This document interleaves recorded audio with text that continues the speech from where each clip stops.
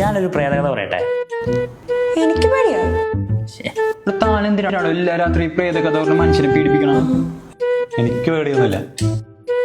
അതാ ഒരിടത്തൊരു യക്ഷി ഉണ്ടായിരുന്നു. നീണ്ട നഖങ്ങളും വിരലുകളുള്ള ഒരു പേടിപ്പെടുന്ന രൂപം. അമാവാസി നാടുകളിൽ അവിടെ ഇറങ്ങും.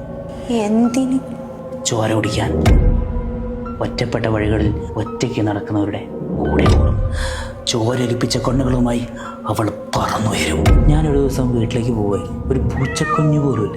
ഏറെക്കുറെ ഈ സമയം കാണും. ഒരു മെല്ലെ കാറ്റടിച്ചു. അതാണെങ്കിൽ ചോരയുടെ മണം. ഒരു കാലച്ച എൻ്റെ പുറകിലേക്ക് വെക്കാം. അതെൻ്റെ അടുത്തേക്ക് ഓടി വരുന്നത് പോലെ തോന്നി. ഞാൻ ആകെ പേടിച്ചു. കുറച്ച് കഴിഞ്ഞപ്പോൾ എനിക്ക് ഒന്ന് അനങ്ങാൻ പറ്റാതായി. ഞാൻ മെല്ലെ തിരിഞ്ഞു നോക്കി.